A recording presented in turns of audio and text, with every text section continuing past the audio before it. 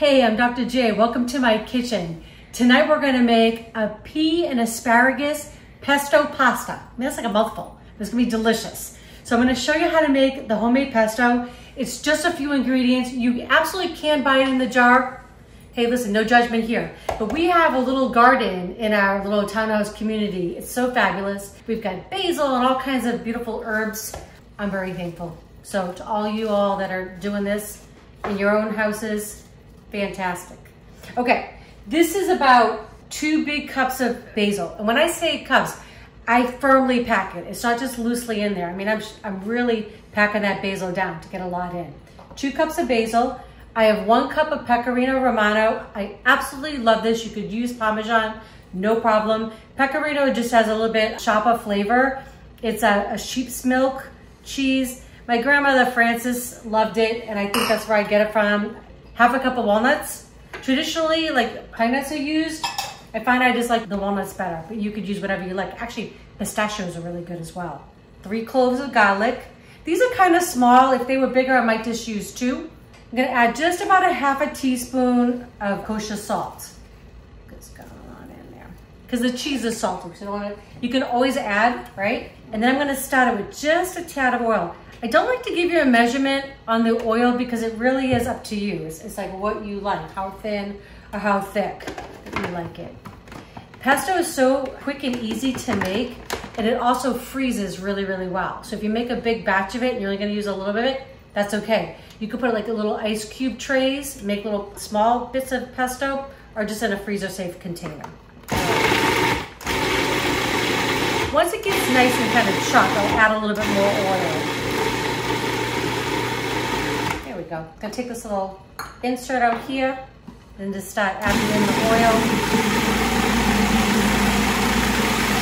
oil. It smells so good. I don't know if you've ever had pesto before. Perfect. So I'm gonna leave it just like that because when I make the pasta, I can add a little bit more oil if I need to, but I'm gonna keep it just to that thickness. Absolutely love pesto. I had never had it really until I moved to California when I was in my early 20s. And I called my grandmother one day and I'm like, look it, I have a bone to pick with you. And she's laughing on the other end. And she's like, what? I'm like, why do I not know about this pesto? And she started laughing. She had 6 kids, of course my mom being one of them. And she's like, not everybody liked it. So she really tried to please the kids. But I said, well, what about your grandkids? So her and I enjoyed pesto after that. Okay, so you can kind of see, I'll show you. It's a little runny, which is perfect. Actually, that's just a perfect consistency. Okay, so all I'm gonna do now, wait for my water to boil here. We're gonna get the pasta going. We're gonna get the asparagus and the peas cooking, and we're gonna have dinner on the table. Okay, so our water's all boiling away there. Just gonna add a good pinch of salt, about a good at least tablespoon of salt in there. That's gonna flavor our pasta. I love this rotini, corkscrew, whatever you wanna call it. Another good one would be like cavatappi would be another good one. But you want all those kind of little nooks and crannies because that's gonna really gather our sauce and like hold on to it. Okay, so it's going in. And I'm actually gonna set my little watch here so I make sure as I'm talking to you that I don't mess this up because you don't wanna overcook the pasta. So I'm literally gonna set my thing for 7 minutes. That's gonna make it al dente. And at about 2 minutes into the cooking, I'm gonna add in my asparagus. So I'm gonna show you here. So my asparagus is actually it's actually organic, it's delicious, but it's quite thick. So this one will probably take a good 5 minutes. If you had thinner asparagus, I'd go about 3. I've got some peas, these were frozen. These will go in for like the last 2 minutes, and that's it. And we're gonna have dinner, it'll be amazing. I mean, pesto, pasta, who wouldn't wanna come to the table for that? Okay, so we are done. I don't know if you can see how green and beautiful the asparagus and the peas are. So I'm just gonna drain it. No need to put it through a strainer. Just use one of these little spiders and you can collect everything and just get out just like that. Okay, one extra dish we don't have to clean, right? Or utensil. And it's okay if you get a little water in there. That just adds to the sauce that we're making with the pesto. All right, gonna get it all out. What a great combination. It's so beautiful. I mean, this would be great for any time of year, but this is kind of like summer at its best, right? I think. Got all these pretty greens and we got the gorgeous pesto that we made.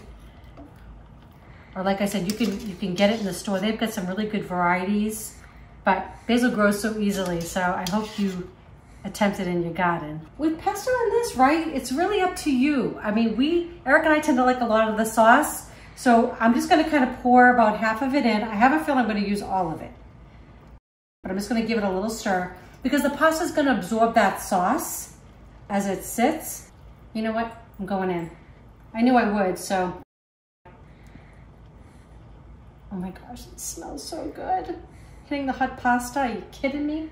I wish you guys could have dinner with us. Look how beautiful that is. So pretty. We love all food, you know, but we are trying to do a couple meals a week that a little bit lighter, a little bit less heavy on the meats. This would be great. You could actually, if you had some salmon, even if you had cooked it like yesterday, crumble some salmon in there, some shrimp would be delicious. Serve this alongside a steak. I mean, all would be very good. All right, so I'm gonna have my official taste tester come give this a sample for you. Right. I know you can smell it the whole time, yeah. Right? How about a little bit of pecorino on sure. that? Okay, sound good. All right, you're gonna let it know. I love the color and right? You eat with your eyes, right? They say. Yeah. Love that green, very verdant, as I've heard. Mm. Mm. Yeah, that is so good. You know me, I'm not a huge fan of asparagus, but did I tell you? This combo is awesome. Of course, I love peas. And he does. Yes, me too. So actually. that's excellent. The salt from the pecorino. It's a winner. That's a good combo. All right. I love that. So you'd be okay having that for dinner tonight? Yeah, absolutely. Okay, awesome. Well, listen, we hope you love our recipes. If you do, please share with your friends. If you haven't subscribed, please do. And then don't forget to click that bell so you know when our next video is coming out. All right, love y'all.